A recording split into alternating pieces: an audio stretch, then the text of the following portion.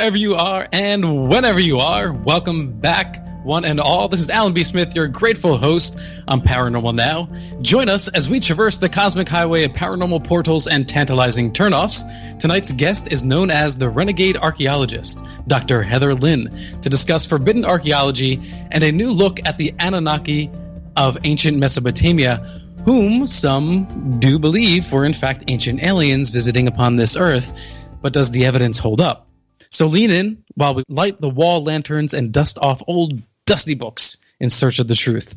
Share your thoughts and experiences with us during or after the show on Facebook.com/ParanormalNowRadio, Instagram @ParanormalNow, Twitter @Paranormal_Now, and of course, join us in the KGRA chat room where we will try to scan and keep an eye out for all of your wily questions for our guests tonight.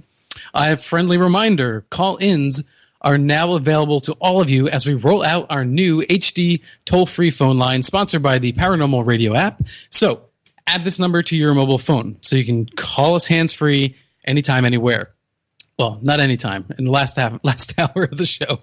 85-KGRA live. That's 855-472-5483. Listen for your cue to call in and pose your questions to the guest or myself.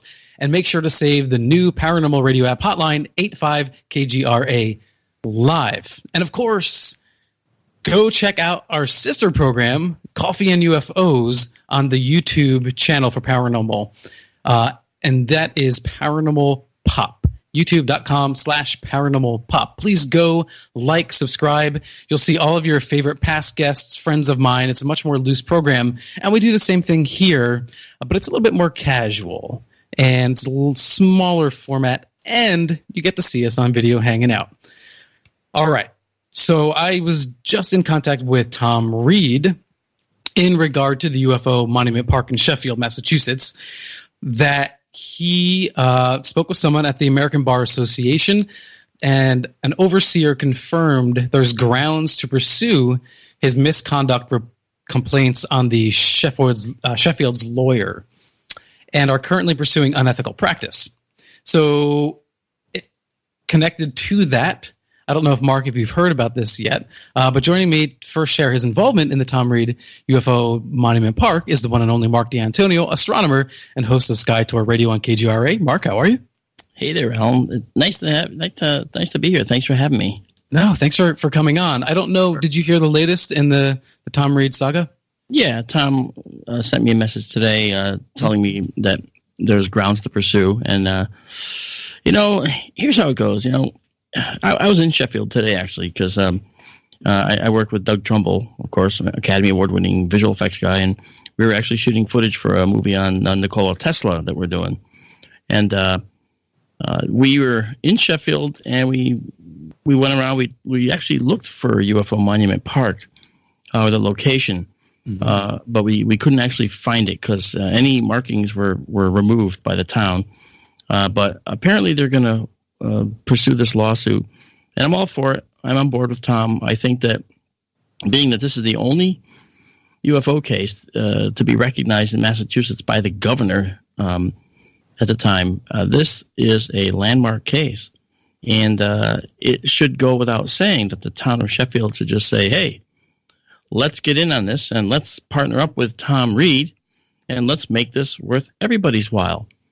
But instead, just a few people within Sheffield have decided that they want to, be flies in the ointment, I guess, or whatever, ants at the picnic. I don't know what it is. Well, that's the question, right? What's the motive here? Yeah, they want do they want a piece of it? They have no right to it, really. Because as I understand it, this whole monument park is on someone's private land. Mm-hmm. It's not on town land. So how could the town come in and literally steal a gigantic monument that Tom Reed paid to have placed there after working out the conditions, I believe, with the landowner? That's thievery. So why is this such a big deal? I would think Sheffield would want to be on the map, don't you? I do. And I think it was just odd and sudden and unexpected. And I guess we'll just have to see how this plays out. But it looks like things are leaning in favor of Tom Reed and the park. what I know Tom had said that you had jumped on board and you're supporting, and something to do with observing the stars as well. Well, almost. There's a company that is graciously donated a terrestrial telescope. You know, the kind that you see in like the Grand Canyon when you pay 25 cents in and you look in through and you check that out, see the Grand Canyon or whatever. Mm-hmm. But this is a different type of telescope. It's higher end, better quality, and it was donated by a guy named Gary Holloway, who I know. He's a drone pilot like me. He flies drones for fun and profit, and as part of other things we do, right? And he is the one that actually orchestrated getting this telescope donated to UFO Monument Park. Mm-hmm. This is no small telescope. This thing weighs hundreds of pounds. It's a massive beast, and it's meant to add a touch of class to UFO Monument Park. And so I think that in the springtime it's supposed to go in, and let's hope that all of this will be resolved by then. Yeah. But it's what can one see using this telescope? What are its capabilities? Well, it's only a terrestrial scope. It's not meant to be used at night, kind of a thing. It's really just a terrestrial scope, so you can look around and see the landscape nearby. It's actually a very dramatic landscape there. Mm-hmm. So I could imagine you'd be wanting to look at the distant trees and look for birds' nests in the trees with this thing. And the nicest thing about this telescope is there's a big plaque on it. I've seen the plaque. It's beautiful. Mm-hmm. And it's a dedication and a dedicated telescope to none other than Stanton Friedman, right, which is a beautiful gesture. No, it really is. Isn't it amazing how many people have come together to support this park? Yeah, and it's sort of a no-brainer. Why should there be any doubt that you should support it? It's a park. It's a public space. People will gather. People will come and enjoy. People might learn about the sighting event. Mm-hmm. This is based on a real sighting event. Okay? This is something Tom had with his family right there on that spot when he was younger. Actually, I think he was a kid when it happened. And obviously, it had a great effect on him, as any such encounter might have an effect on anyone. Sure. Yeah. And I can't. I believe Tom implicitly. I believe that he's. He means very well in doing this. He was not doing this to make a dollar. He was actually, it's costing him dollars to do this. So, sure. This wasn't a money venture for him. This was a labor of love and remembrance of the event. Yeah, absolutely. I think that's a good point. It's not motivated by money, and it is very communal.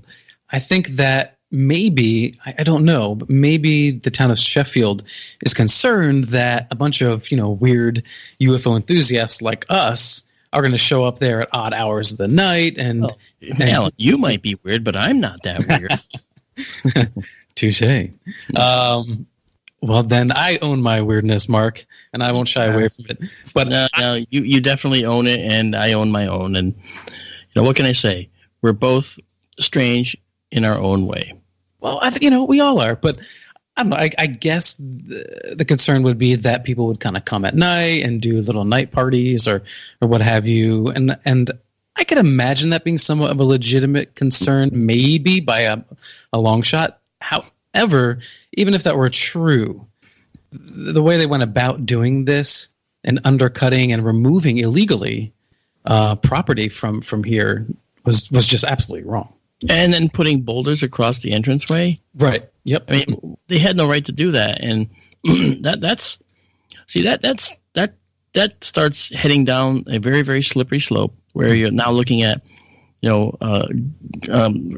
effectively government making decisions in the private sector without any due course, and without any kind of due diligence. In fact. So I think that's pretty outlandish, outrageous, and it should be met forcefully in return, Yeah. And when I say forcefully, I mean legally, of course. You're nearby. Are you going to go out there and do any sort of seminars or anything of the sort that, since you have that convenience? Yes. I mean, I'd be willing to. Right now, working on this Tesla movie with Doug is taking a lot of time. We were actually up there today filming solar fields and large, like vast tens of acres of solar panels for alternative energy, the parts of the movie with Tesla. And, we did windmills at the end of the day, 300-foot gigantic windmills with blades that are swinging around like, whew.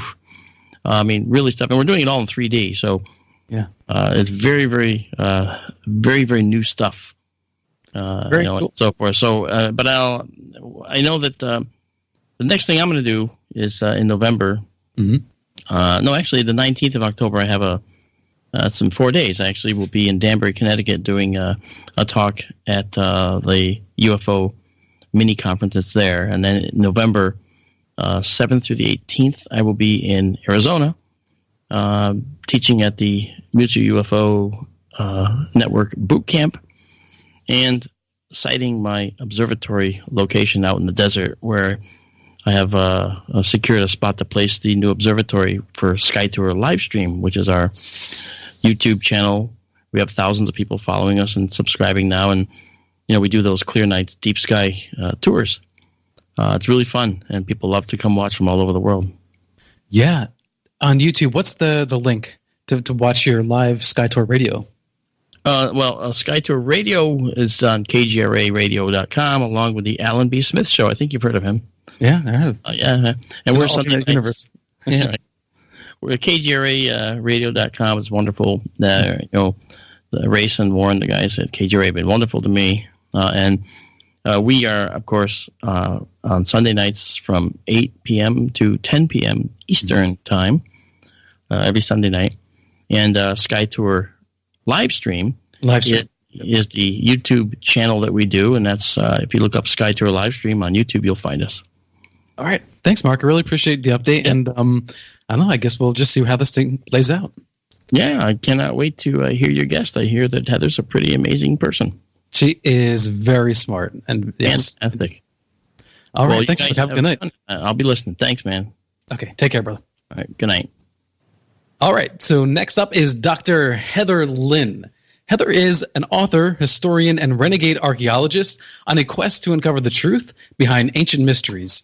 She has multiple degrees and certifications in archaeology, anthropology, history, and education, and is a member of multiple professional organizations, including the American Historical Association, the Society for Historical Archaeology, Association of Ancient Historians, and World Archaeological Congress. She broke away from mainstream academia after realizing that much of what we know about our history is often based on the consensus of elite, politically motivated individuals and institutions.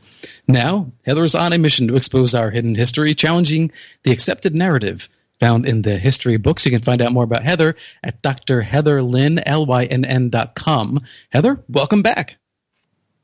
It's great to be here. Thank you for having me again. Yeah, thank you for having me. Thank you for stepping in at the very last minute as well. Oh, no problem. I'm glad to do it. All right. So, what is the order of your actual published books, just to get a sense of where you've gone?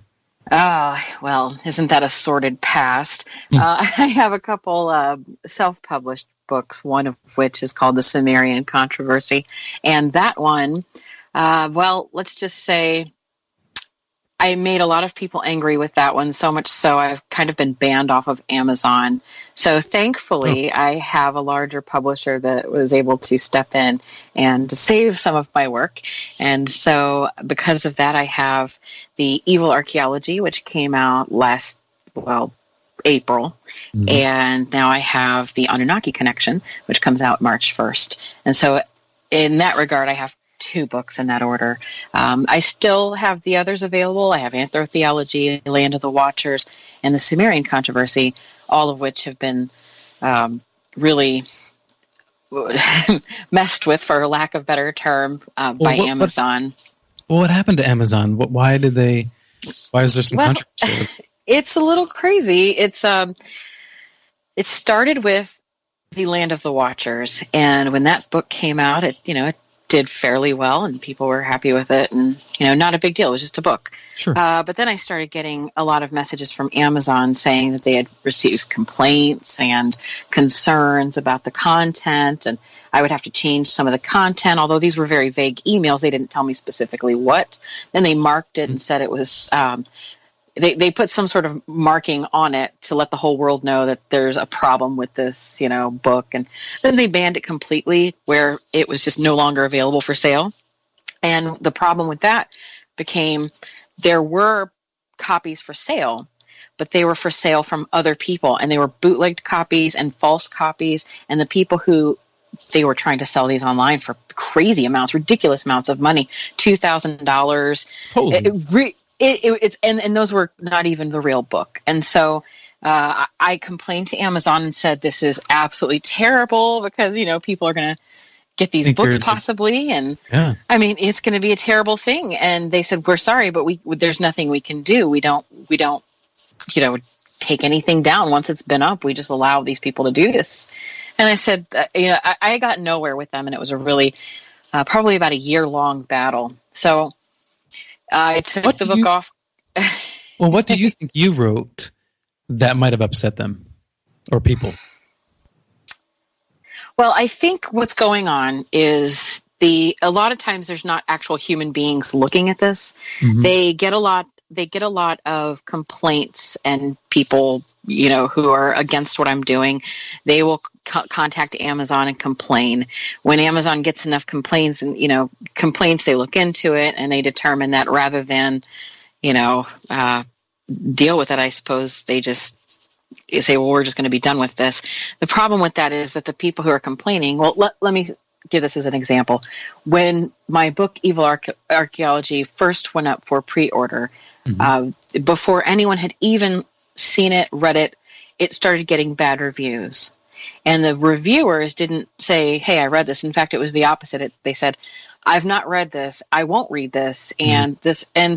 It was easy to see who the reviewers were and trace them back to establishment archaeologists. They were actual people who run a podcast, a very specific podcast, which will remain nameless because I won't promote them.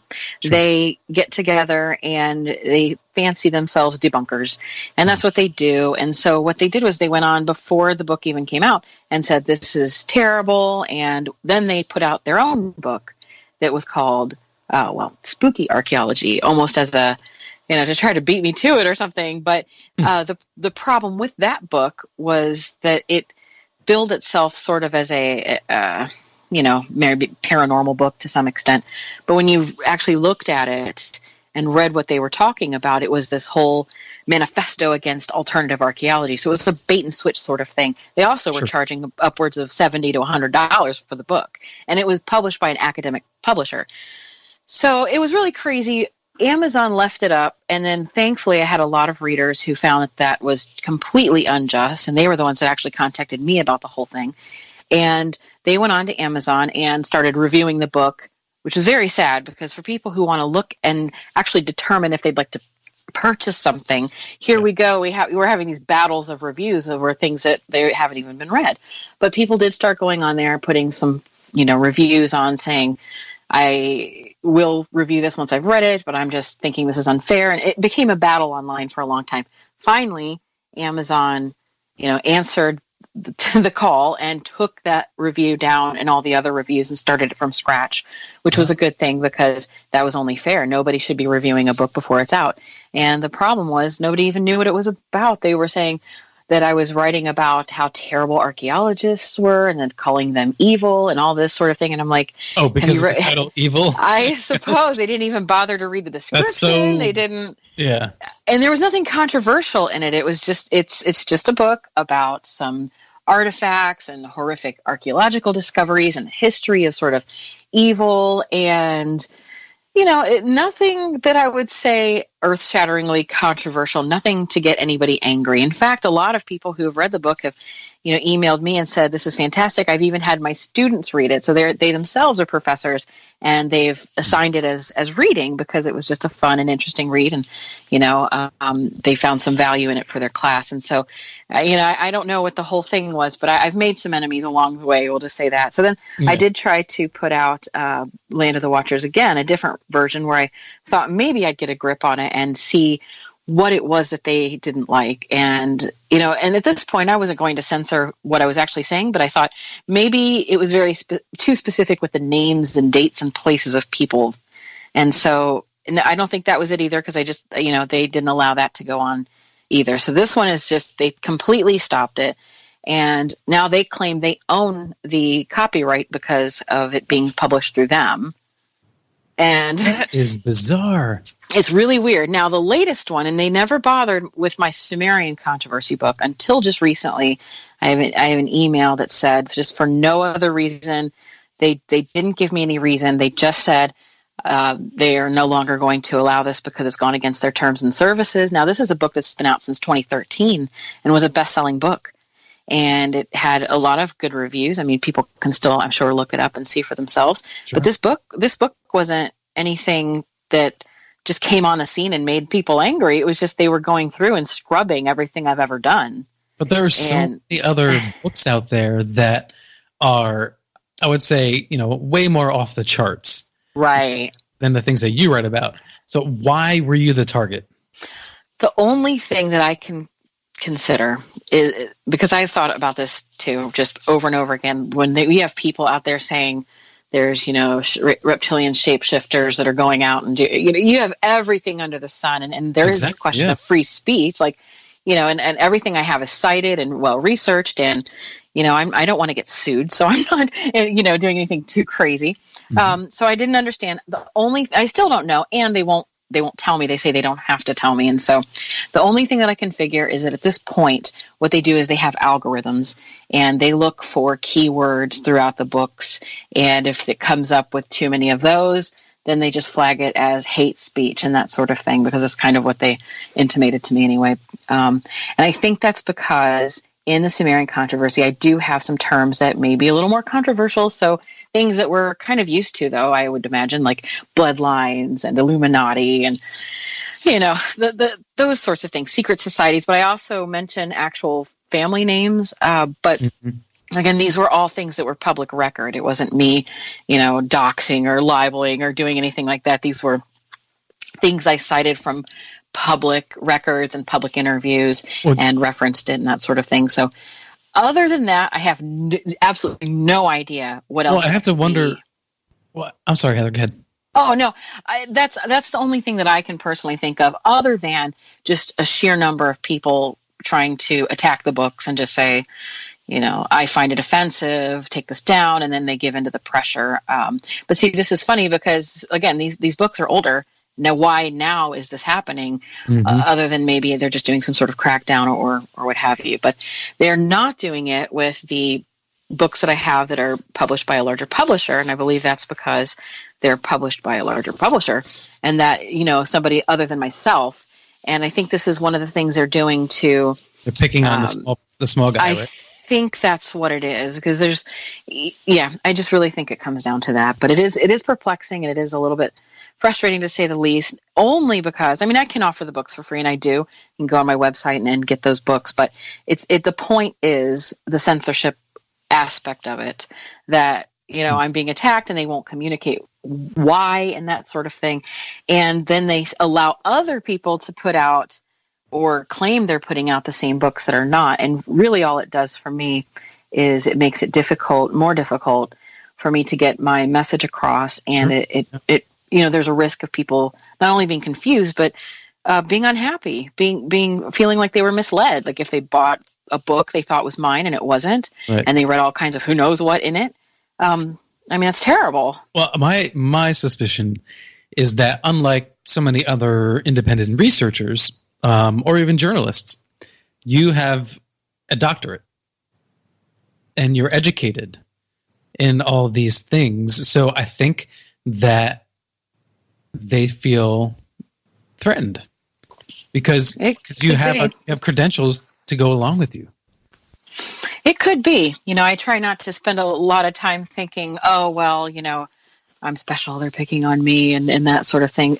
But I have been, I've been angry. I've put it aside. I said, if I'm just going to leave this here. Really. Does it sound like it? No, so basically, I've just sort of written those off a little bit. If anybody wants the books, they can totally contact me and I will send those, the real ones, except I can't get hard copies now.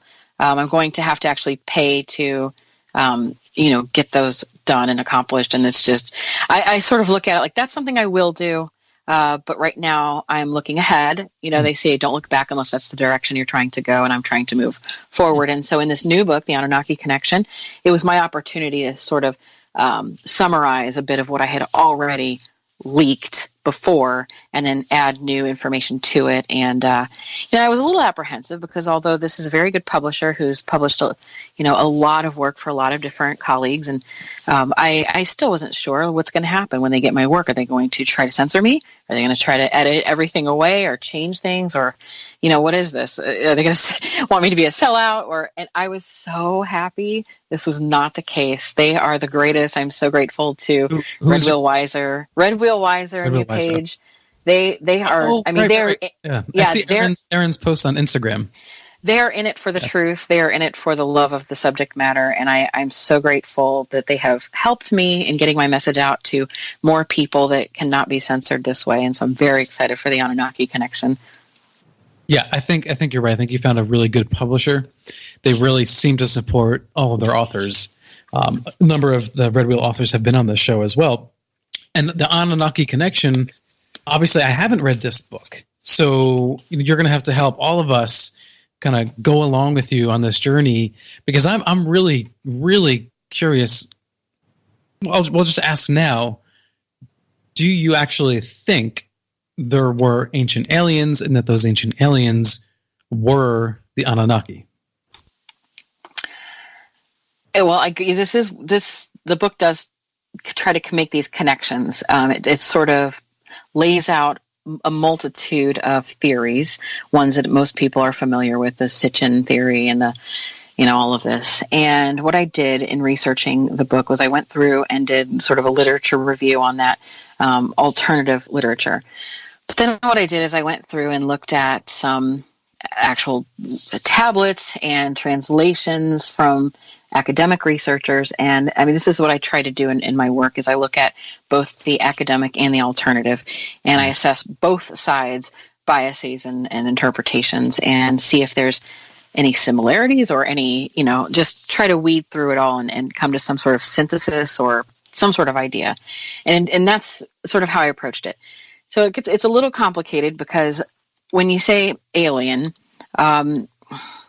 that kind of conjures up ideas of little green men or little grays or, all these different things. Or if you are interested in Sitchin, you might imagine them being these giants and they are using this spacecraft technology that, is kind of mechanical almost. And so it has a lot of baggage. So from my understanding, and this is basically, it's a spoiler alert, the whole book, essentially. I would still hope people read the book so you can see how I unpack all this. But overall, I believe that what's going on here is that the Anunnaki specifically, the ones that are referenced most of the time, especially later on in Assyrian culture, these were human beings. Okay. Now, these human beings were deified. They were like gods. Now, this is where people are going to say, what? No. And some people are going to say, yeah, of course. So this is one of those contentious things. So the Anunnaki, from what the text seemed to make clear, is that they were human beings. And we have everything from the foods they like to eat, recipes. I mean, they were very particular about their food. They were foodies, and they were very very carnal in a lot of ways. So they were biological entities. They were not necessarily some sort of, ether. They weren't a spirit. They were biological entities that had a need for food They engaged in, sexual activities, and they needed comfort and all the things that a living creature would need. So they were a biological entity, and the texts make it very clear. And there's a reason they make this very clear, because there is a distinction between the Anunnaki that come in sort of this later translation and the sages. And this is where it gets a little, different. So there was a time, and I'm sure a lot of people will remember this from some of Graham Hancock's work, or at least most of Graham Hancock's work, a period of, a great sort of, well, this is still a theory, and so, but I accept it as pretty evident that about 12,800 years ago, there was an extinction level global cataclysm that caused basically climate change to occur, and terrible disasters, with that. When you look at the timing, and I lay this all out in the book very specifically, and so I'm just kind of going to do a paraphrasing, so to speak, just for, the interest of time, and so I don't get into the weeds too much in this. But the idea is that based on the physical archaeological records along with the historical records, the Anunnaki were a group of advanced living beings who settled in a mountain valley in the Near East around 8,200 BCE. So these people, I believe, this group of people, they were the survivors of this what ended up being a flood. And they brought with them and shared with them technologies that had never before been seen by the other human beings in the regions that they resettled after their homelands flooded. So these people, and there are specific texts in Sumerian that clearly state this. It goes back to the Noah story, the original Noah story, and the many versions that they have, where it discusses who came after this terrible flood and what they brought with them. And so in their way of discussing it, now the Christian faith or the Judeo-Christian belief is that the animals that went on the ark, they were two of each, and there's this whole thing. Well, that actually comes from a very ancient text, a combination of texts that discuss how the people from this flood, the flood survivors, they brought their animals. They brought the animals of the steppe. And this is what they say, and it's very important that this is, clarified, that they brought with them the animals of the steppe. And what that meant was they brought with them the animals that they tended to and needed for things like, milk and food, this sort of thing. They brought them because they knew they were going to resettle. And so there's a whole, way you can linguistically trace these texts to show how it, morphed into this idea of the Noah story that we have now. And so it's not of my belief that this ark was this huge boat that somehow biological material got on in DNA and there were labs on board and they were mixing. And no, that's something in and of itself that's separate. And the texts clearly discuss how that went down. Now, these people, there are also more texts. And like I said, I cite which ones in the book and I go into it further. But these people that brought those animals with them, they were specific people. They were not just, an old wise man and his family members. The texts themselves say that these were amazing individuals that were part of a secret society and that they had sacred knowledge of the arts and sciences, and that they were sort of the scholars and the best of their society that they decided to save. These were the elites. And so they knew, based on their understanding of astronomy and weather, and they understood that there was something going on. They had to move, but they left the rest of their people and they took only the best scientists and settlers, basically. And is it possible that they were their own makers of their own records?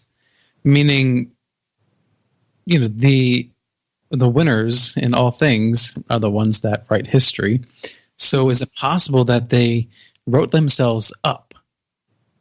Yes, and that's sort of what happened. But I think what happened too, and if you look at this whole evolution, over time, these displaced scholars, if you will, they moved down to Mesopotamia, where in that time there were civilizations, but they were not high civilizations. They were just groups of hunter-gatherer people that had some settlement here, settlement there. They were semi-settled.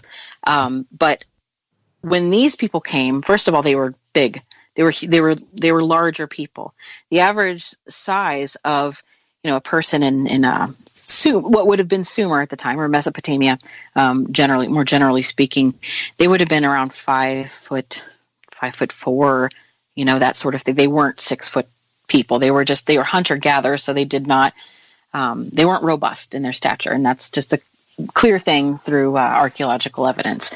Okay. Now, if you have people who are coming from maybe the north coming down, and they have with them more advanced agricultural knowledge, it would stand to reason. And also based on the genetic evidence of the people where the areas that the people may have come from, or so I postulate in this book, they would have been much bigger because of their better nutrition, and they would have been robust and large. And so this might be where the idea of giant comes into place. Now, this sounds like a less than exciting than maybe, say, spaceships coming down to Earth and that sort of thing. But it doesn't really stop there, and this is why I think it gets really confusing, because there's so much literature. We're talking about thousands of years of literature, and it goes through multiple translations and retranslations and different things.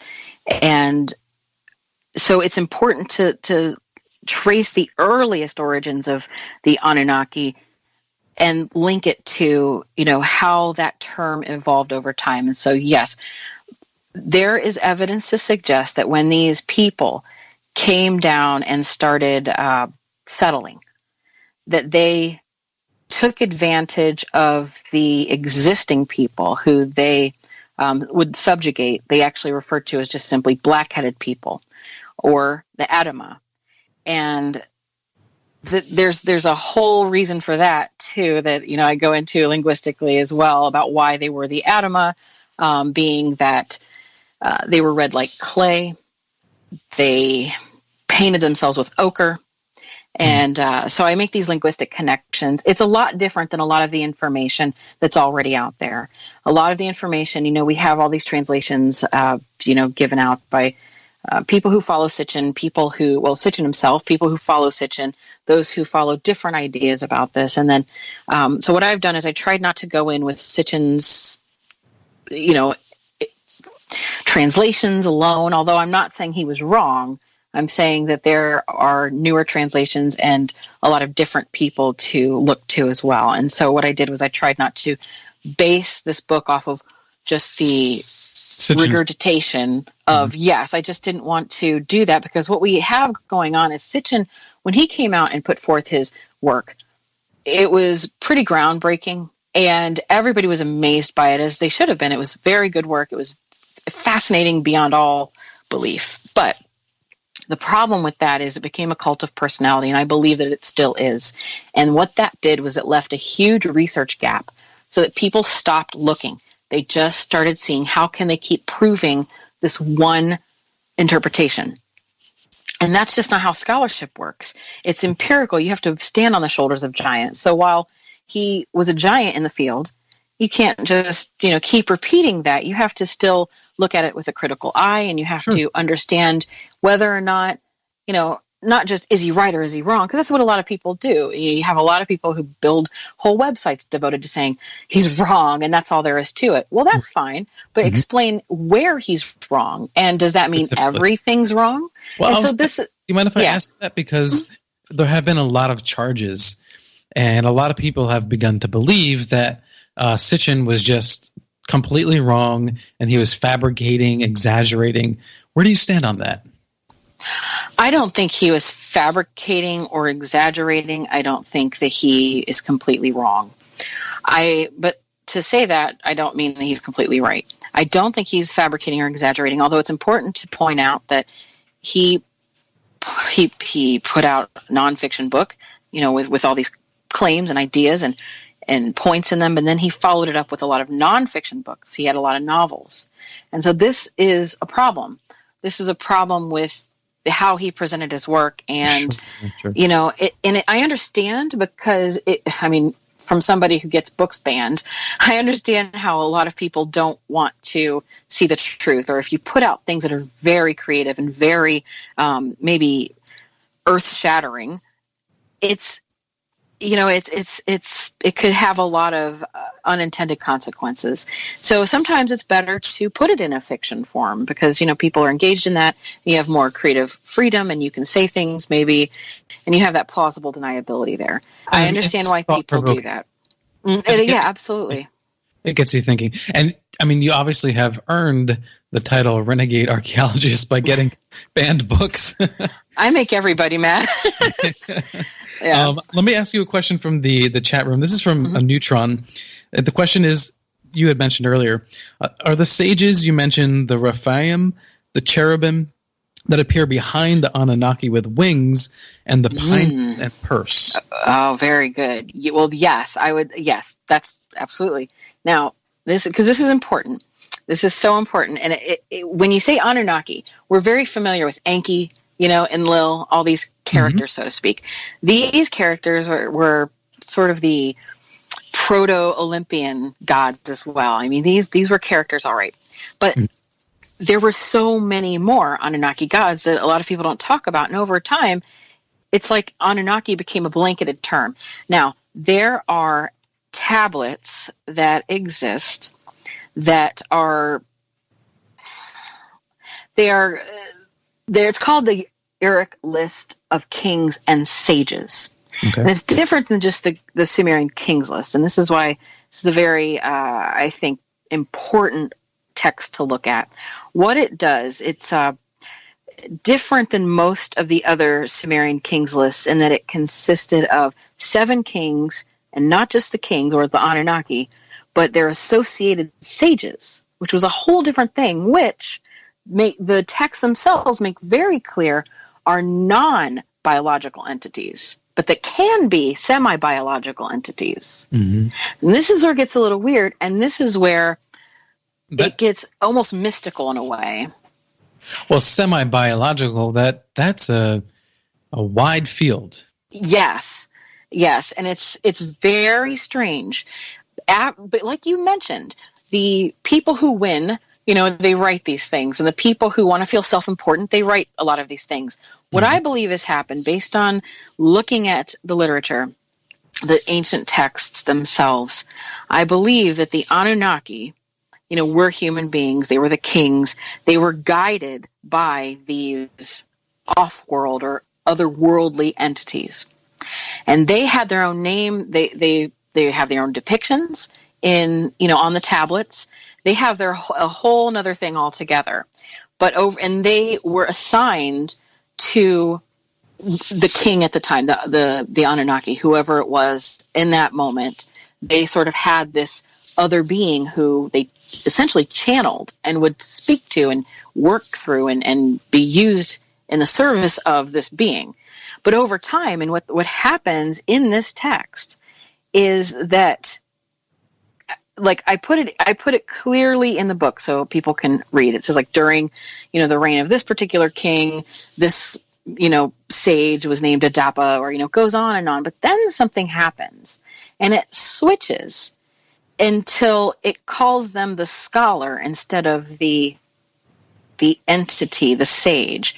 And then it sort of merges until there's not this clear connection anymore. So the Mesopotamian scribes made a clear connection between the 7 sages and their human counterparts. Okay. And the text also references that there was a tradition of having a personal god. And there's a similar pattern in Mesopotamian Bit Mesri texts, which is often cited as a source for this, what's known as the 7 sages myth. And it gives the same names of the 7 sages. And it also describes the sort of the fishmen that we see in that art. So when you go way back, you see these beings coming out of the water, or they look awfully strange, and they sort of look half fish and half men, but they come out of the sea. They were supposedly these creator gods who planned heaven and earth, and they're credited with all these different things. They're very important. But what you see is this huge connection between, yes, those entities and the Anunnaki, but that they are different beings altogether.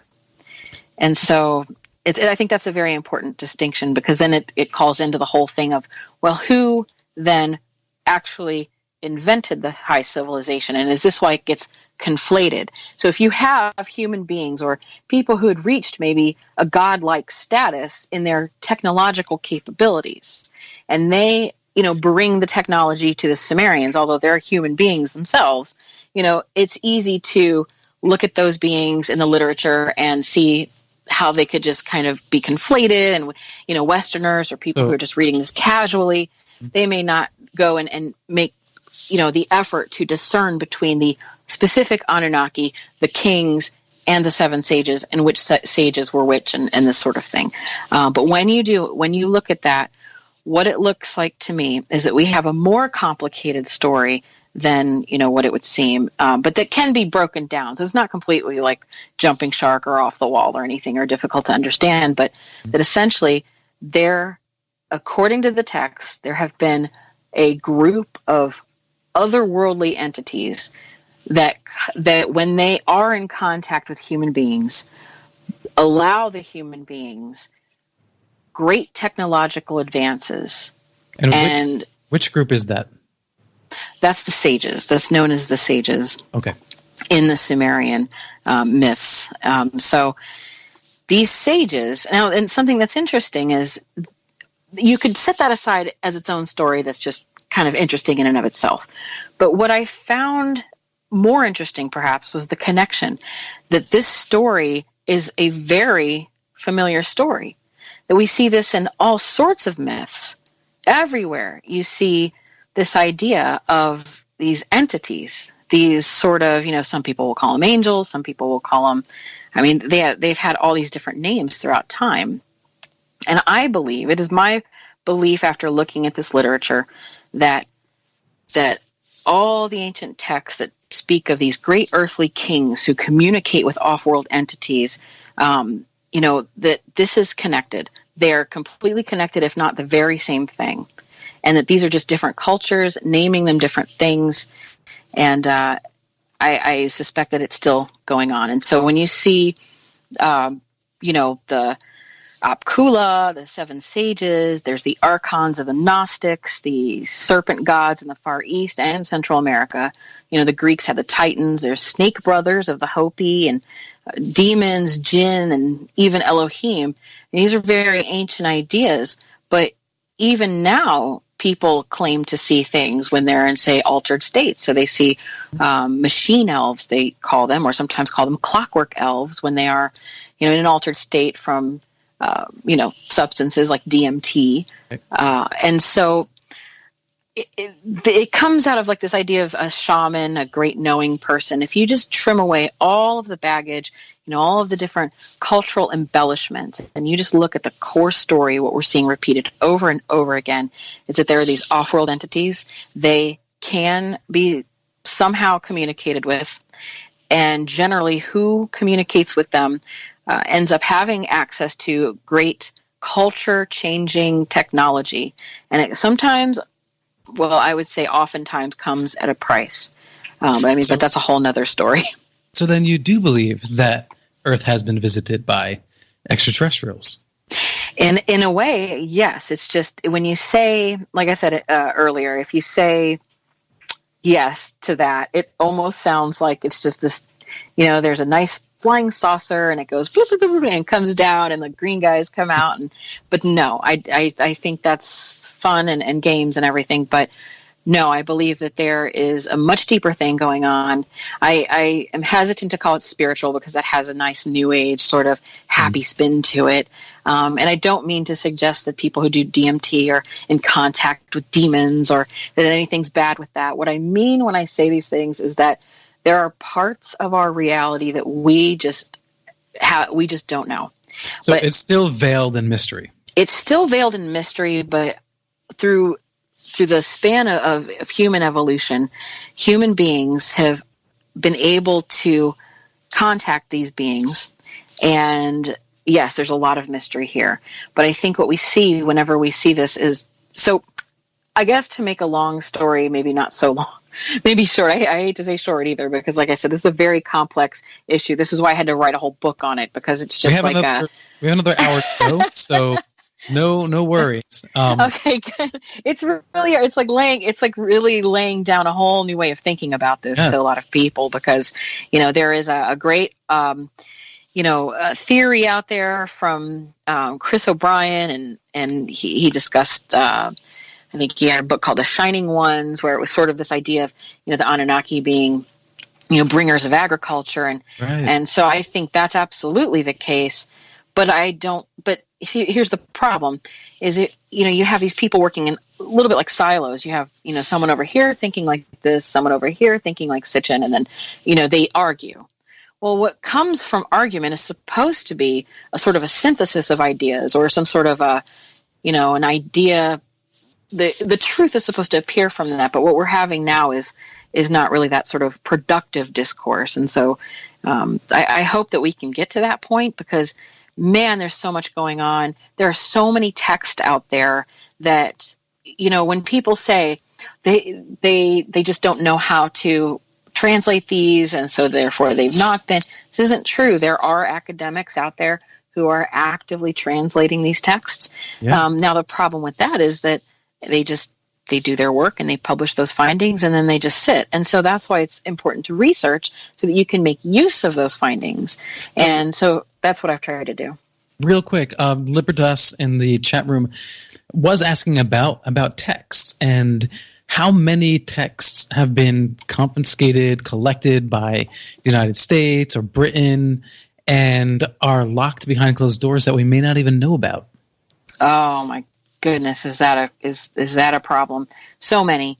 Now, and that is because, well, multiple reasons. There are people looking at this. There are not a lot of people looking at this, and so there's only so many people to be able to devote the time necessary to researching this. And then you have the clear examples of people hiding the information. And then another thing that a lot of people don't consider, but that is equally as problematic, are the tablets that are locked away in private individuals' homes. There are people who collect these and keep them for private use. And so Let's hold it right there, Heather. Mm-hmm. We're at the very break here now, so we will come back and we will continue with that part of the conversation and so much more with Dr. Heather Lynn. This is really fascinating, Heather. I'm enjoying this immensely. There's so much ground to cover. This is Alan B. Smith for Paranormal Now on KGRA Radio. Hang in there. We'll be right back. That's the wrong way. You're lost in a bad way.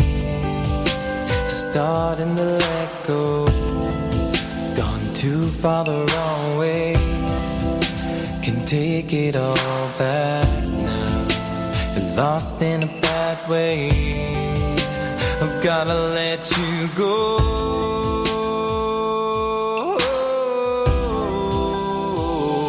You're supposed to be so close to me. I'm mostly that goes to me.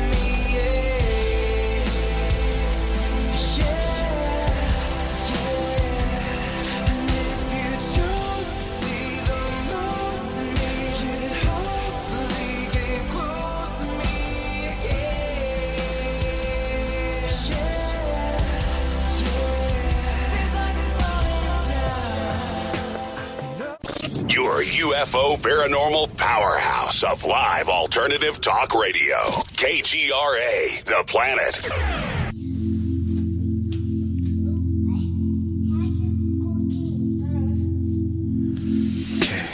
Lost in a bad way, cost me my family. Chaos around me, can't hear my heart say, hey, that's the wrong way. Hey, that's the wrong way. Hey, that's the wrong way. That's the wrong way.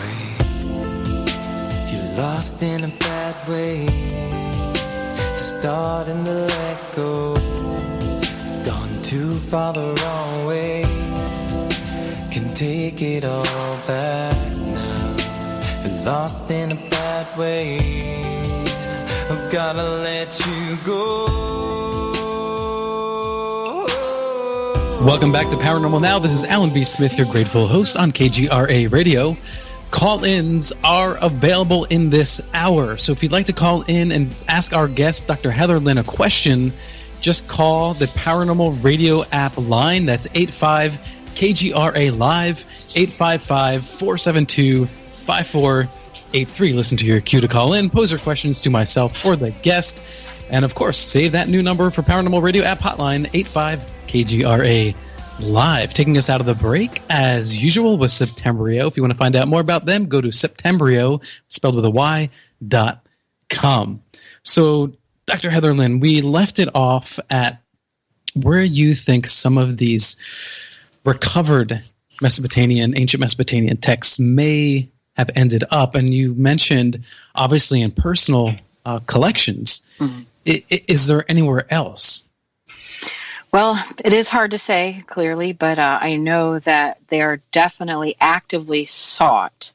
So I'm sure a lot of people are familiar with the looting at the Iraqi museum that happened in 2003. Yes, they stole so many artifacts, and 40 of them were there's their best quality pieces, and it was theorized that they knew who they would sort of give these to before they took them, because these were pieces that they stole that were so recognizable that they wouldn't be able to be sold on the black market without being traced. And so yet they were still stolen as if they had been, cherry picked. And I mean, this couldn't have been an accident, basically. And this isn't just conspiracy theory. Experts like Colonel Matthew Bogdanos, who is current assistant district attorney in Manhattan, or at least since 1988, and he was colonel in the United States Marine Corps Reserves. At the time, in 2003, he was on active duty. He led an investigation into the looting, mm-hmm. and after looking at the evidence, he himself said this was premeditated, and whoever did this had a clear understanding of what artifacts to take, mm-hmm. and which that implied that there were already buyers lined up in place to take the artifacts, before stealing. Now, at least 3,000 plus artifacts were stolen from not just the displays, but the restoration and above ground storage room. In addition to all of these, we're talking coins, jewelry, and of course, cylinder seals. They knew what they were looking for. They were able to, in total, make off with over 10,000 items, 5,144 of which were Sumerian cylinder seals. They took those. And so imagine the lost information on over 5,000 cylinder seals. And just to also point out, too, because it's worth noting that sometimes if you look online and you see these seals, they look very big. And a lot of times people make replicas of them, or they're interesting to, see the detail, but they're actually very small. Yeah. So if they ran off with 5,000, it would seem insurmountable, but it was actually possible just to have 5,000 in the bags, and they took off with those. And sure. So, absolutely. But they took 5,000 from that location alone. So it is clear, not just by the, by the evidence, what seems self-evident, but also the United States government's own inquiry into this. This was not a looting. This was an orchestrated attack mm-hmm. on one of the most culturally rich historical locations in the entire world on behalf of wealthy elites. So that's where they are. So here's the thing. What's the motive here? Because even if you are, rich and you can pay for this in the black market, once you have that piece, you're very limited as to who you can show that to. So most people, when they buy high art or ancient artifacts, they want it displayed in their home. They want to share it and say, "Oh, look what I have," and it's a conversation piece. But if it's something illegally bought on the black market, it's not like you can really have a social, unless there's an underground, social elite that does this. I don't know. There, I would I would like to think that it was just that maybe they were very good at hiding it. But what I'm afraid is that they're just bold enough and believe they are untouchable and that they can't really be prosecuted. And I say this because I've been contacted on more than one occasion by very wealthy individuals. One of them actually a prince who sent me pictures, high resolution photographs of artifacts that they had in their home. They were contacting me because they wanted to know if I would be able to authenticate the items and maybe translate one of them for them. If they just sent me the pictures. Well, I looked at the pictures and I really wasn't as interested in the artifact as I was just the context of the artifact itself, because here we had in this set of pictures from this one individual, beautiful museum cases and housing beautifully preserved cuneiform tablets, some very large. And they were smack dab in the middle of somebody's living room among a huge sectional and a giant, screen television. And, it was just part of their living room sort of, I guess, decor. And so, that just, I guess, maybe sometimes you can get to that point where you're just so powerful and so wealthy, you just don't care, And so I think there might be a little bit of that. But there's also the the hiding of it. That what they're doing with it is, I believe, they are looking for information that will give them power. And, this is something I went into in the Sumerian Controversy, and this is where I, named names and, and thankfully I talk about that very thing in the Annunaki connection as well, because I just couldn't let that be suppressed anymore. So, I do name names of the people and the people in charge of, like, maybe, I guess, laundering money and using the universities to have their own private excavations, which is something that's happening there. And so, a lot of times it's easy to look at the universities and the archaeologists themselves and just think they're suspect. But when you really look at how it's done, it's compartmentalized so much that there's plausible deniability everywhere, and the people on the ground, they don't know. They're doing their job.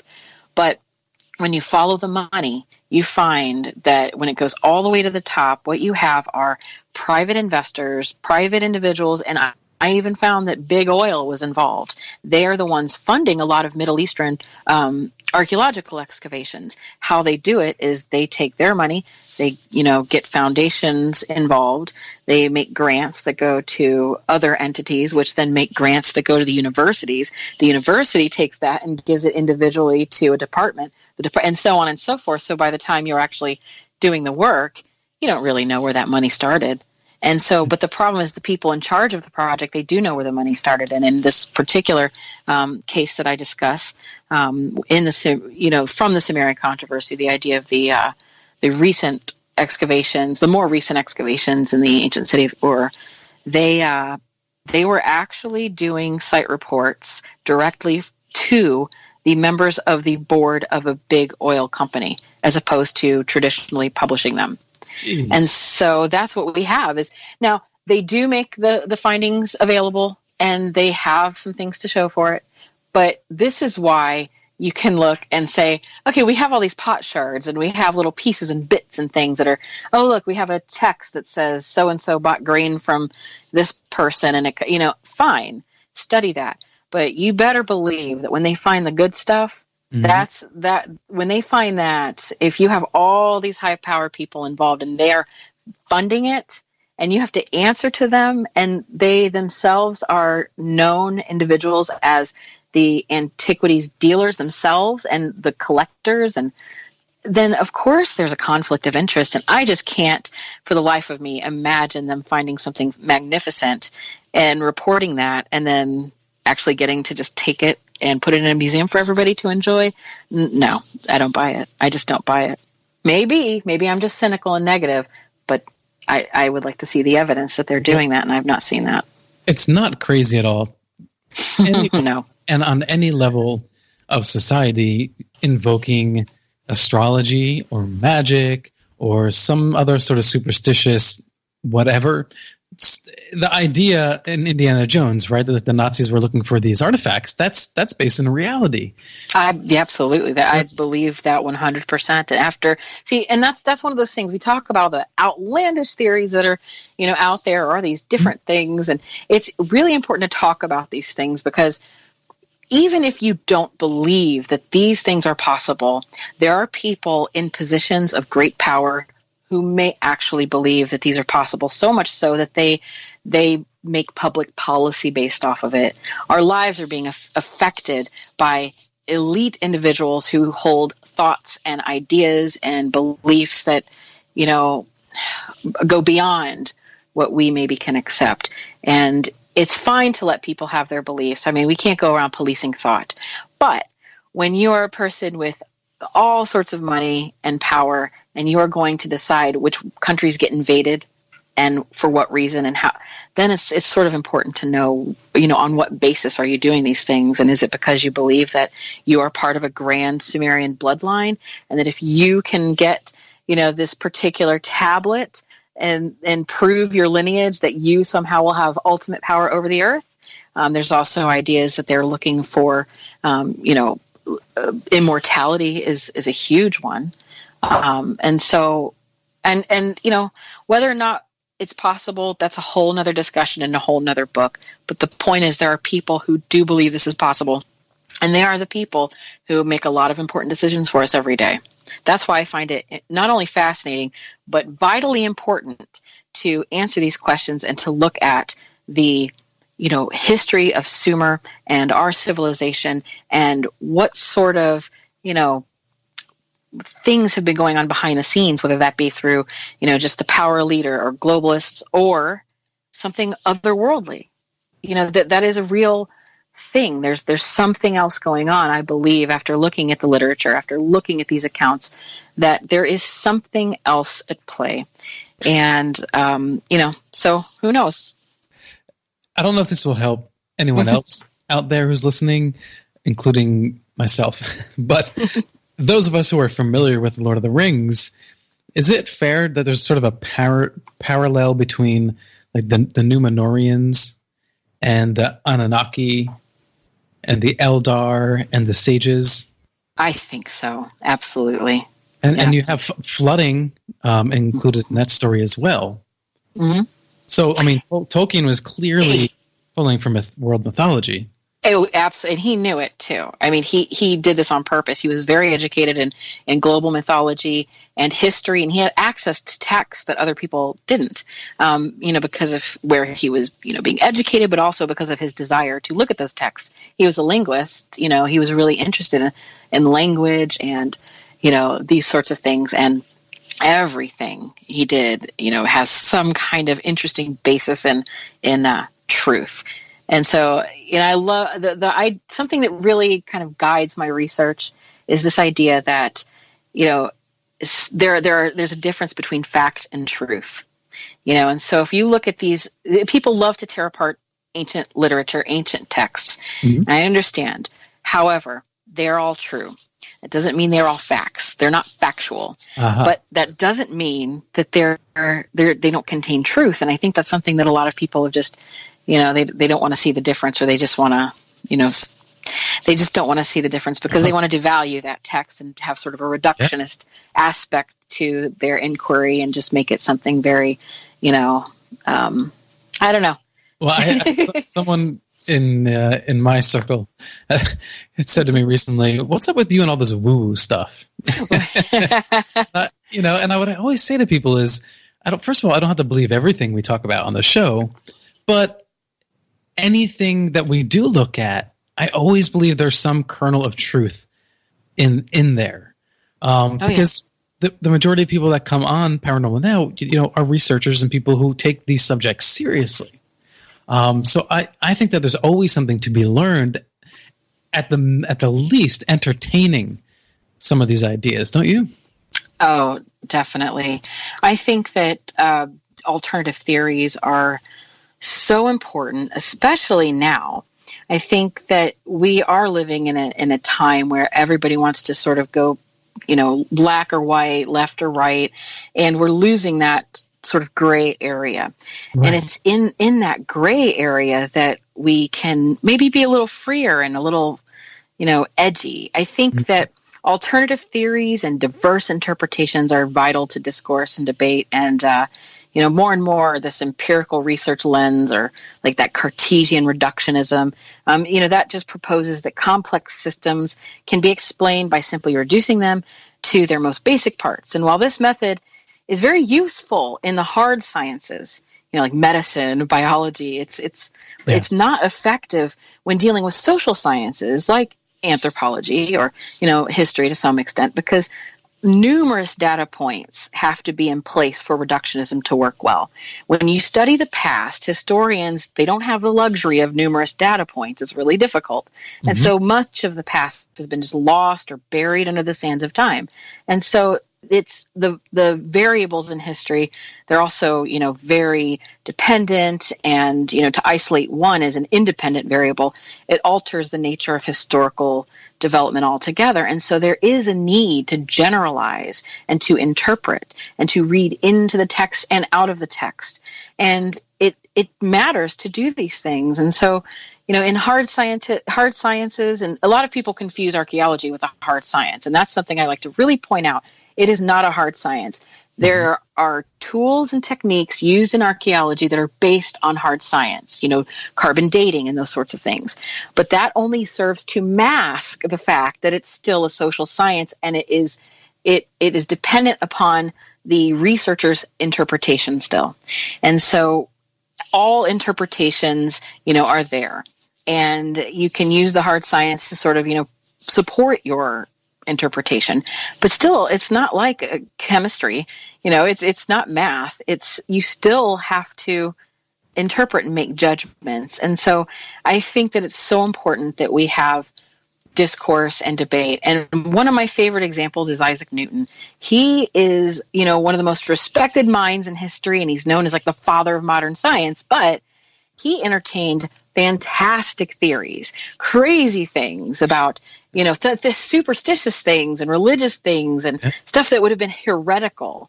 And he was actually afraid to come out with it. So he wrote in code and, all these things. But I think it comes down to the idea of being a renegade.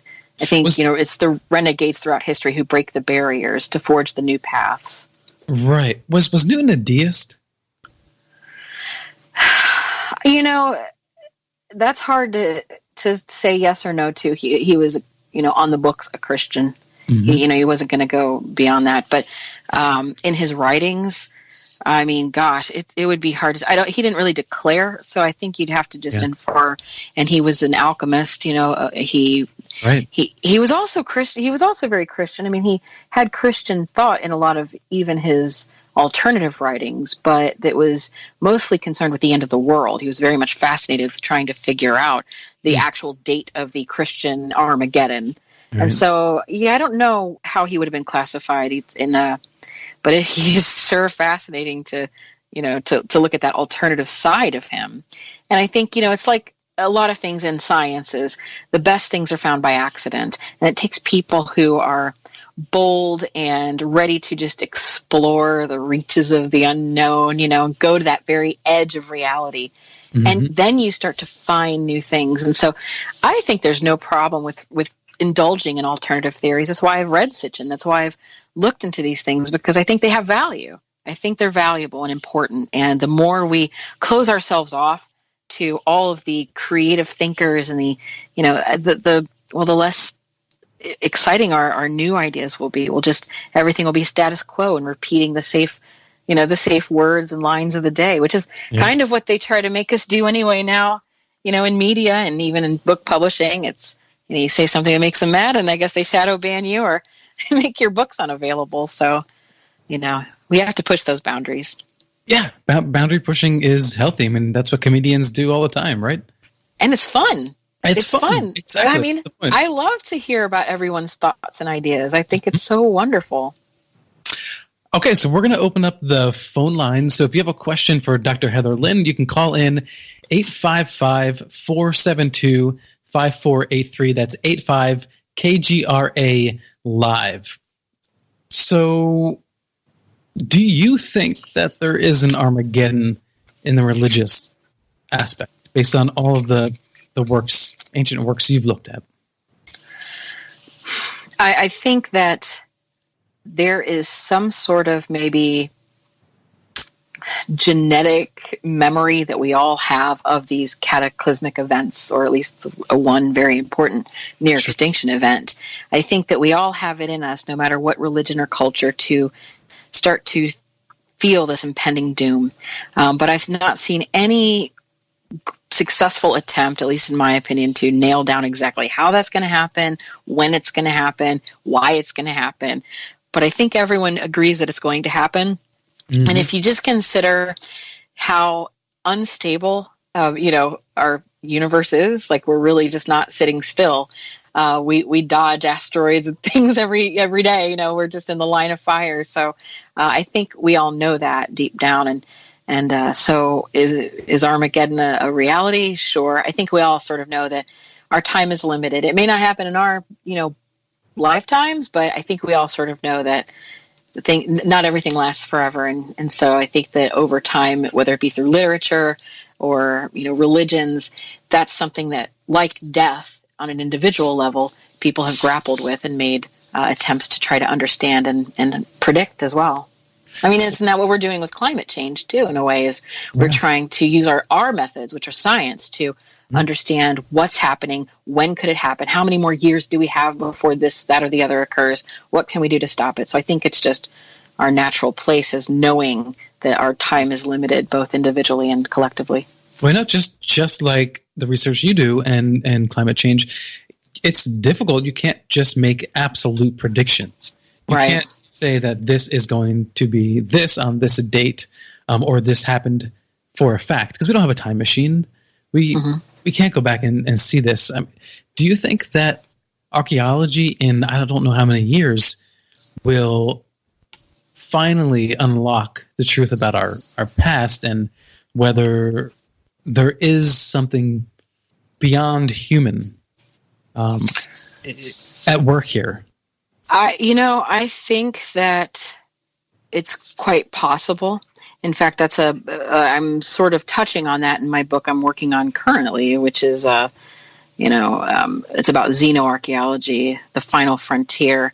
It's going to examine science theory and current work in interplanetary archaeological research and the search for extraterrestrial intelligence. And so in that book, I'm discussing and researching limited or legitimate, but sort of hidden plans that academicians and corporations, government, military alike, are making to develop and implement programs that can look at those very questions, at least how they occurred on other planets, and then maybe turn that on us and see, how it maybe worked here. And so there's a lot of interesting things going on right now in that realm with more advanced techniques. And so it's interesting to see what the future has in store. But I think what we're going to do is, once we have a little bit of it here to look at now, we're going to just start looking out at like, well, what was happening on Mars then? Because, it's like we're doing that now. We really want to explore space, but we don't actually even know a whole lot about our oceans. So once we get the technology, it's like, oh, this is great. Let me see what else it can do. And that's fine. That's great. But I think how that's going to go is that with the more technology, we're learning here in archaeology that we're using on this planet, I think what the future holds is that we're going to turn that outward and start looking on other planets. And that will also help us understand, our own planet in that context. But there's a whole new horizon. I think space in that regard is much like how it was with the, cross ocean sort of navigation and exploration. I think it's an exciting time. Well, let's just say in 10 years from now, we have landed on Mars, whether that's by Elon Musk or NASA or whoever, and they do discover archaeological sites. And then they need to recruit archaeologists. And they say, what? We need a couple that think outside the box. Hey, Dr. Lynn, are you available? Would you go?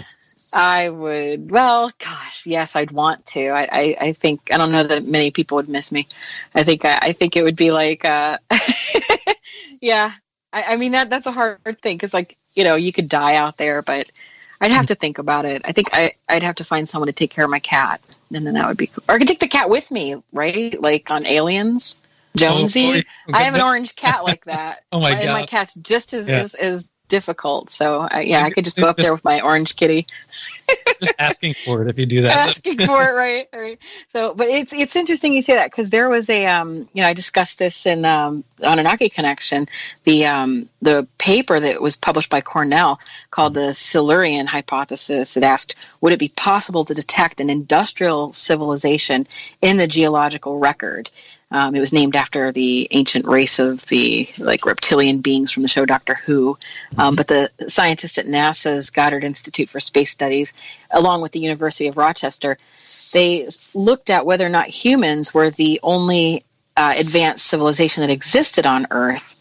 Because they said, basically the fossil record does not go further than 2.6 million years, because at that point everything's just completely dust. So everything before that period, it's just gone. And so they used the Drake equation to estimate the number of active communicative extraterrestrial civilizations in the Milky Way galaxy. And so they did this, and they made a mathematical model. And they did this to, determine and whether or not there could have been this great race of beings that were highly advanced. They started with looking at it on Earth, and with the hopes, I believe, that what they're going to do is take that same sort of framework, that conceptual or theoretical framework, and apply that to interplanetary archaeology, because that's going to be the similar thing that happens if you go to Mars. We're looking at barely a fossil record at that point, potentially. And so how could they determine if there was, life there?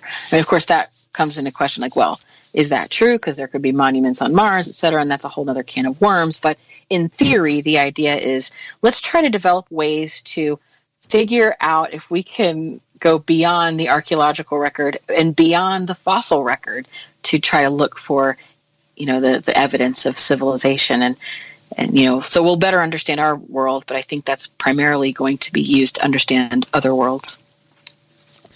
So the answer is yes. Yes. Yeah. As far as the Anunnaki goes, are there any other parallel ancient texts that you're aware of that really support what you've been talking about tonight? Oh, yes. There are so many different texts like that. I do go through them in the book. They're not exact. They're not like word for word, or not so much like how you have the Judeo-Christian and the Christian and from the Hebrew, which can be traced back to Sumerian ultimately, and you have that nice lineage there. But you can find the root stories of this kind of thing through other cultures, very similar.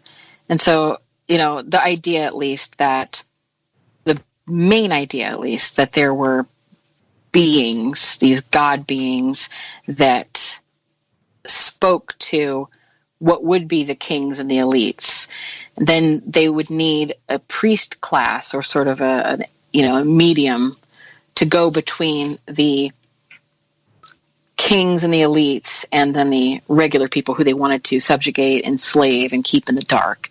And so overall, that motif you find repeated in stories cross-culturally. So even if some of the details are different, even if it's not exactly that, they came from this direction or that. Sometimes you do find some interesting similarities, like maybe their appearance. A lot of times what you find is that they were, larger than the others, or that sort of thing. But overall, what you find is just that similar story. That's why, in the beginning, I made it a point to acknowledge that there is a human physical side to this and another worldly side. Those things sort of work together to create a more complete, holistic narrative of this very complicated, thing that happened in the past. And it's sort of important to look at that. So as opposed to saying the Anunnaki aren't real, well, they were real. I mean, because you do hear that people say, well, they weren't even real. Well, no, they were real. I mean, at least in a literary sense, they're real. That exists. Nobody, like Sitchin didn't make that word up. That exists. But right. What about actual characters themselves? Do you think Enki and that sort of thing? Yeah. Do I believe that they are real, as in they were the names of the gods, Anu and Enki? They were people, or like you said, some sort of biological something that individuals interacted with and wrote down as record? Or were these much like other mythologies where they really are just stories that are there to serve society? The core gods, the An and Enlil and Enki, sort of those, the ones that were involved in their trinity, they had an act like a trinity, like the Christians did. This particular set of gods are very ancient. In Sitchin's timeline, he had them at 100,000 years ago that Anu died, and that's when Enlil inherits the position of king and then decides to, leave, and Enki, goes on with this sort of story and so forth. Now we're talking about 100,000 years ago. That's Sitchin's timeline. Something that I think is important is that these core gods that started, I believe that timeline may actually be the case, and that we're talking about a very long time ago. It's hard to say that whether or not at that point these were otherworldly beings or human beings at this point. And so I can't really say that I would know the answer to that, only because I think this comes from oral tradition, and we don't know what's been changed along the way, because we only have the earliest writings we have specifically are from Sumer. And I think what happened is by the time they got to writing it, these were stories that were already, in place. And so until we find even earlier texts, which I believe are possible, especially with the Tartaria tablets that I, have discussed in previous works, that have a language on them that's a Proto-Sumerian, I believe that we may still be able to find even earlier cases where these gods are referenced. And so, I really wouldn't be able to say for sure if they are the actual sort of spiritual or otherworldly, alien, or just human. But I think there is a difference between those very old ones and then the ones that come along later. Okay, last chance to open lines.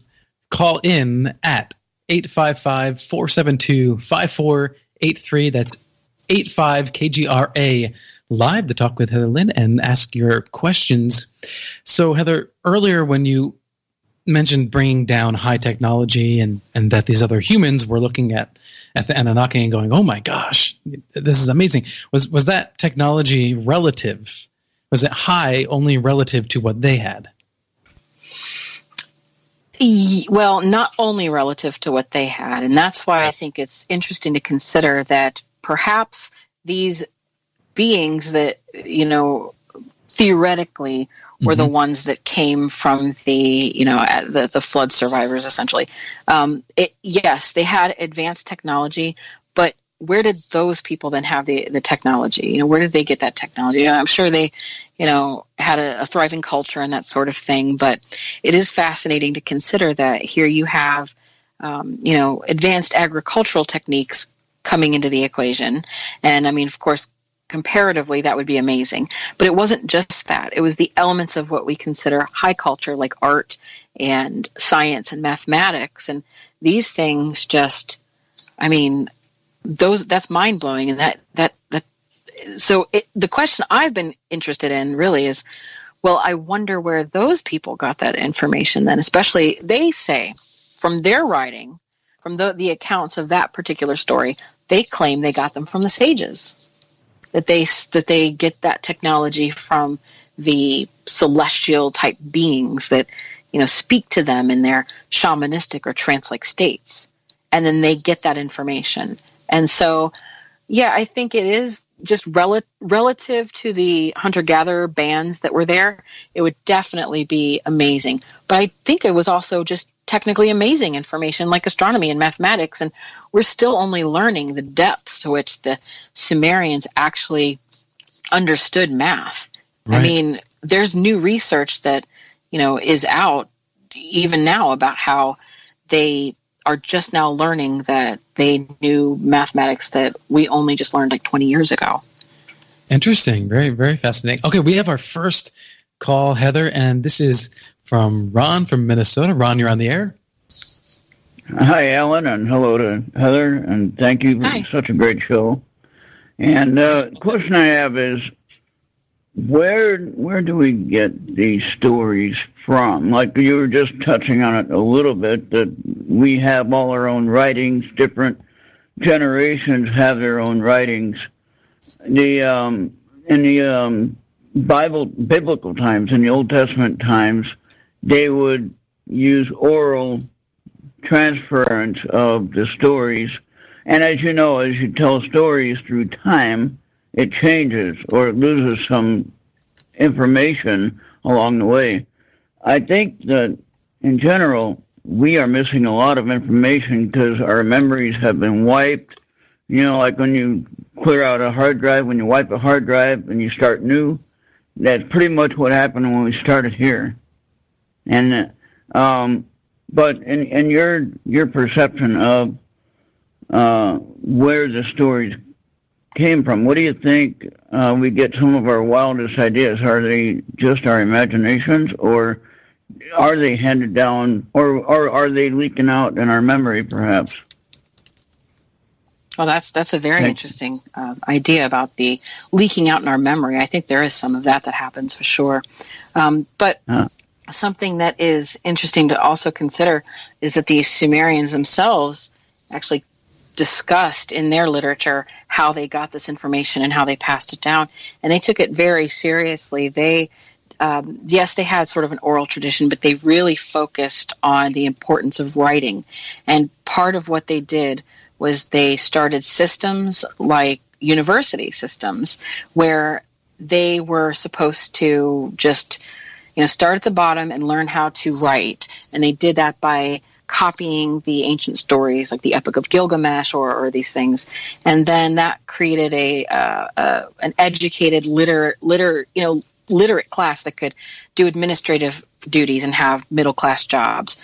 If you chose to go further than that, you would go up to the next degree and you would still be tasked with repeating that writing, but what you'd get now is an alternative translation to it.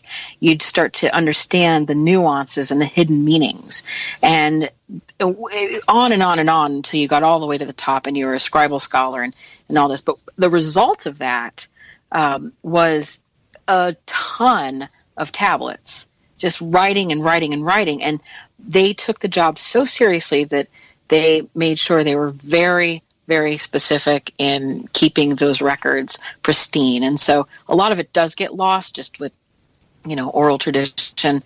But a lot of it, considering how long those stories were in existence, is pretty well intact. But we do get those from just the ancient tablets that they left, essentially, and a comparison between that. So the translations we have in a lot of the text you can get, with books or online, those are individual scholars' interpretations and, of those texts. So you'll take, 5 tablets here, 5 tablets there, and sort of, put them together, essentially, because some might be broken or whatever. But, so there is a lot that could be lost along the way, no doubt. And I think that's what makes it so difficult to obviously understand all this, and why it's important to keep looking. And it doesn't help when you have people meddling and trying to keep the information, out of our hands. And then it's just, it's like a needle in a haystack at times. Yeah. And I think that the information that you are sharing is very important to the topic, and we need to, reevaluate. And if Amazon don't want to sell it, well, screw them. We can go somewhere else. But anyway, that's a whole other thing. But anyway, thank you for the show, and thank you, Alan. A great topic tonight, and I always learn a lot. And I have read one of your books. I can't even remember the name at the time. I have to look it up. But I do have a download of 2 of your books that you had on your website. So I have started reading the first one that was in line, those 2. So very interesting stuff. And thank you again for sharing it. And thank you again, Ellen, for the show, and thank you, Race, for doing the show tonight. And we'll talk to you guys next time. All right. Thanks, Ron. Bye. All right. Have a good night. Thank you. Right. So I think that you really do have an effect on people, Heather, because the sense that I get is that you're not being safe in what you're saying for the sense of being safe. No, yeah. You're not being guarded because you're worried about your reputation necessarily. Oh, I had to throw that away a long time ago. Yeah. No. Yeah. I mean, yeah, you're just shy of having people burn your books. I mean, geez, Right. it's crazy. But at the same time, no matter where you go with any of these conversations, it's always going to be controversy. Yeah. And one thing that I was thinking about as we were talking was, if you are religious and you take stock or faith in the Old Testament, knowing what scholars know now, that the Epic of Gilgamesh predates the Bible, how do you reconcile, or can you reconcile those two things, that many of the stories that are in the Bible were written down by different cultures earlier on?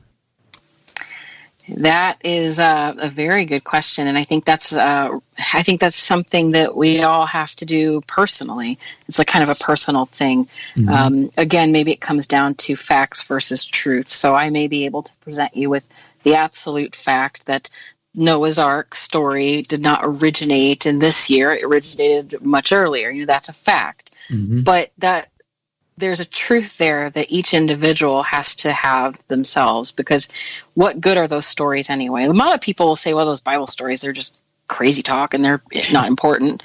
But if that's the case, then why are they sustained, and what's going on there? And I think that great pieces of literature carry a profound truth, and that truth is a mythic truth. And myth is, it transcends duality. It transcends the right or wrong or black and white. I think that through the idea of mythic thought, we can better appreciate, the deeper connections that we have. And so, it's a lot of times people think that myth is just how ancient people explain the unexplainable because they were just a little stupid, and they believed crazy things. But this interpretation, it just doesn't give enough credit to our ancient ancestors who were wholly human.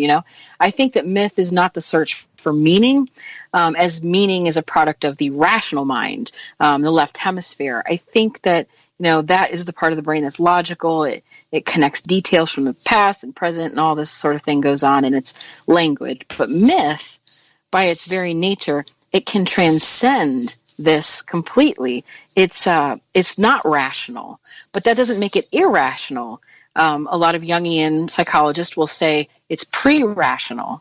The myth is the language of dreams and symbols and archetypes. It's how the ancients shared their universal truths and worldviews with each other, and eventually us. That's the amazing connection that we can have with those ancestors who are gone, and we can be connected to them through that sort of abstract truth. And it's up to us to individually figure out the place, in our own lives, in our own hearts and minds. What are those ancestors trying to say to us? And so I think the gods and myths of the ancient past shouldn't be judged on rationality alone. I think that myth should be cherished for its ability to transcend both time and space. And it's the transcendent nature of myth that can open the door to our own individual ascension in whatever belief system that we have. And so for me individually, I had a spiritual sort of quest. I was raised Catholic, but I started exploring different faiths, and studied those greatly and found a lot of value in that. And I am a Christian. I have a church that I go to. I'm Episcopalian, and that's my personal belief. How that clouds my judgment, I would hope that it doesn't. But anybody who's a good and honest researcher will admit their biases. And so while I try not to be biased, I do have a Western Christian perspective on some of the things that I look at. But it's not really limited to that, because I don't hold those stories as transcendent facts as much as I do some deeper symbolic meaning. And that's how I kind of sit with it. I have my own personal relationship with my spirituality. And so for a person who's saying, well, what do you mean Noah's Ark? And this is rattling my beliefs. I would just say that, no, you should feel conviction and strength and passion in what you believe and have faith that the facts aren't going to threaten that truth. Where are you on the Annunaki seeking gold and the purposes of that? Yeah, that's, I think some of that's gotten really, I'm not sure about that. I've not seen enough evidence to suggest that they were spraying it in their atmosphere. I'll just say that. But Were they looking for gold? Yeah, they were looking for that. And did they enslave humans that they thought were less than them to mine that? Yes, they did that. That, at least, I wasn't there, but according to the literature, it is very clear that they were doing that very thing. And there's, mines and things to show that what they were doing with that gold.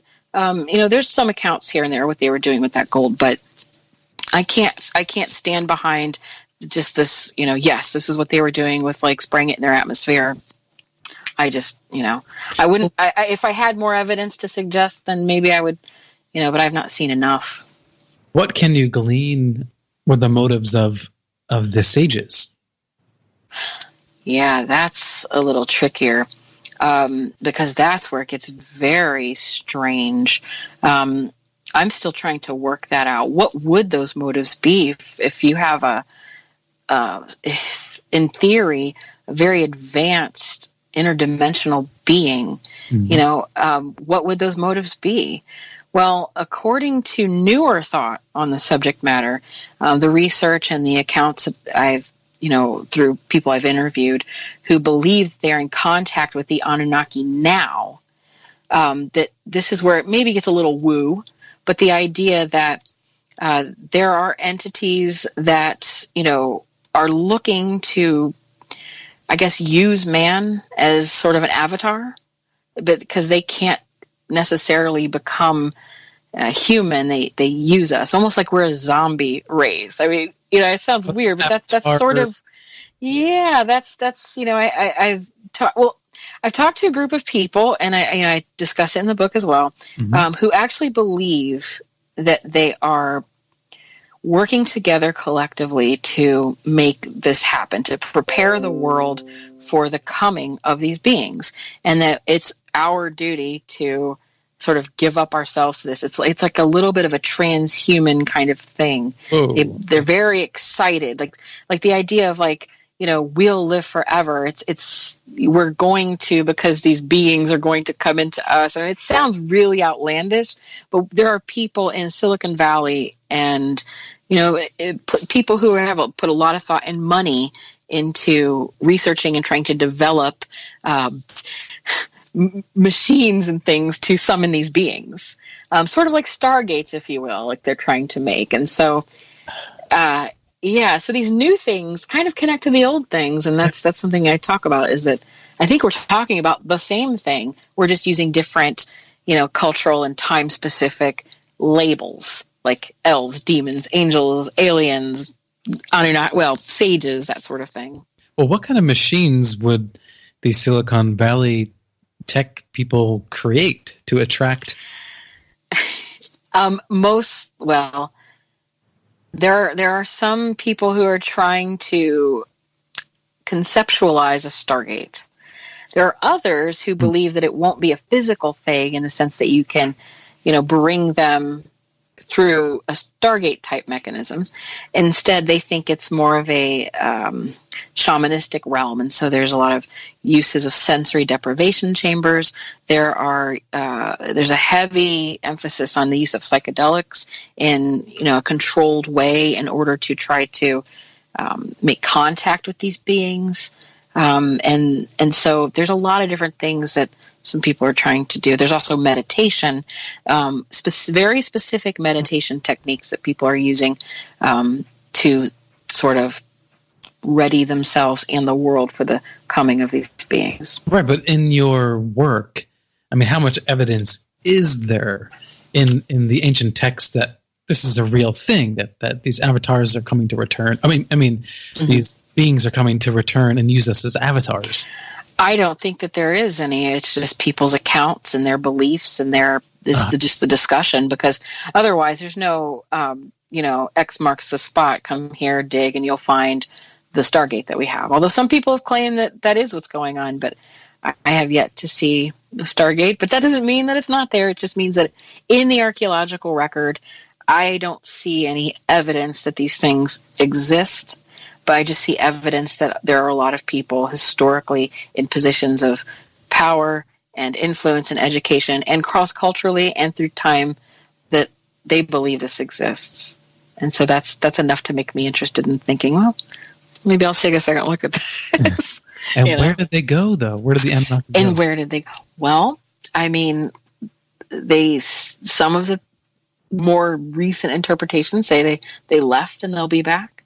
But what I find is the argument that they never left, and that the Anunnaki themselves being, a position. So the people have passed, and those are the ancient kings that are listed. But the sages, the Apkula, those beings that they have not left, and so that's what a lot of people believe, that they're still here.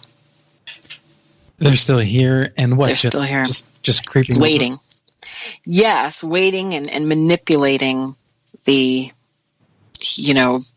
course of our lives, not on an individual level, not like hey, maybe I can pray to this thing and get lottery winnings or something, but that somehow they're that hidden hand.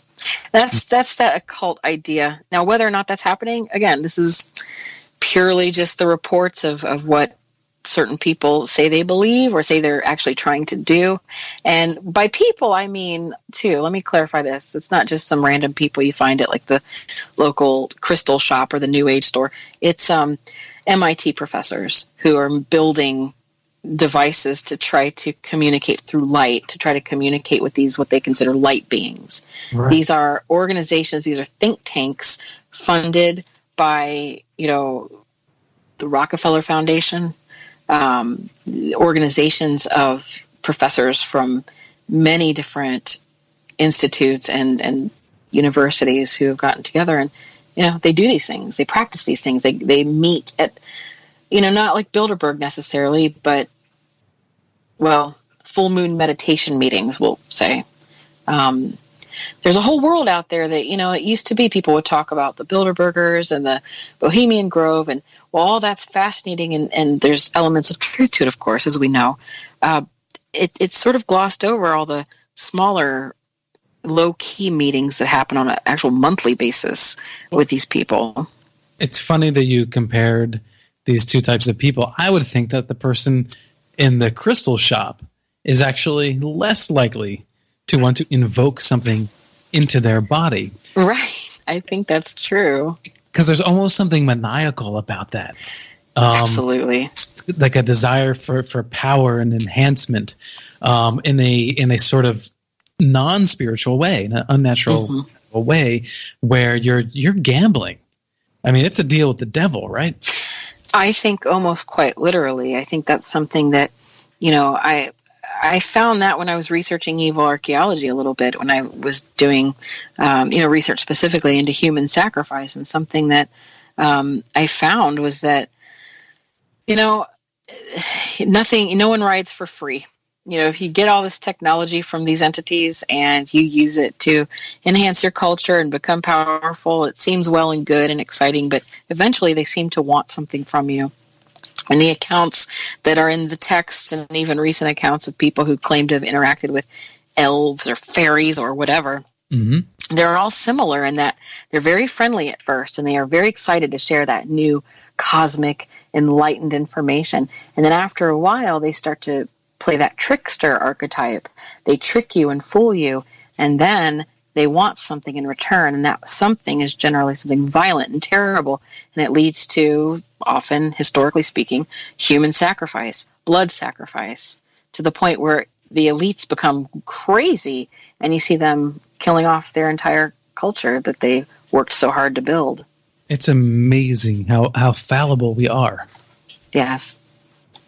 Yes, it is. And I like to say this is how I look at it. You know, when you are poor and you have crazy thoughts, you're just crazy. When you are rich and you have crazy thoughts, you're eccentric.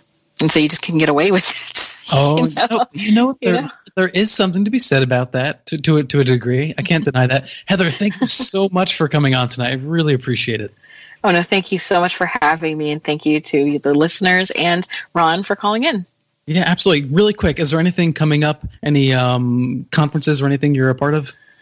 No, not that I can think of off the top of my head, but I would like to invite anybody, to go to my website and sign up for my newsletter, because as Ron mentioned, I do offer free books whenever, the season hits. There's a free download, free books, no charge, and they're exclusive to newsletter subscribers. I have one on lost wisdom, all the burnings of all the libraries through time, even the most recent ones, and I have one on the secret Freemason involvement in the revolutions of not just America, but all around the world. And so, And again, all of these are fully cited and well researched, I would like to think, and free, always free. All right, man, you are in it, Heather. Thank you so much, Dr. Lynn. Thank you for having me. Everyone, thank you for hanging out with us tonight. This is one of the most fascinating conversations I've had in a long time on the show. Join us next week, Tuesday, 8 to 10 p.m. Eastern Standard Time on kgraradio.com, your official contact for the best in alternative talk radio. To find out more, you can go to kgrradio.com/paranormal now. And of course, please check out our new sister program, Paranormal Now's sister program, Coffee and UFOs, on YouTube. Just go to youtube.com/paranormalpop, hit the like and subscribe, and I will see you there. Stay tuned now for Fade to Black with Jimmy Church, and special thanks to KGRA producer Race Hobbs. Until next time, live in the mystery.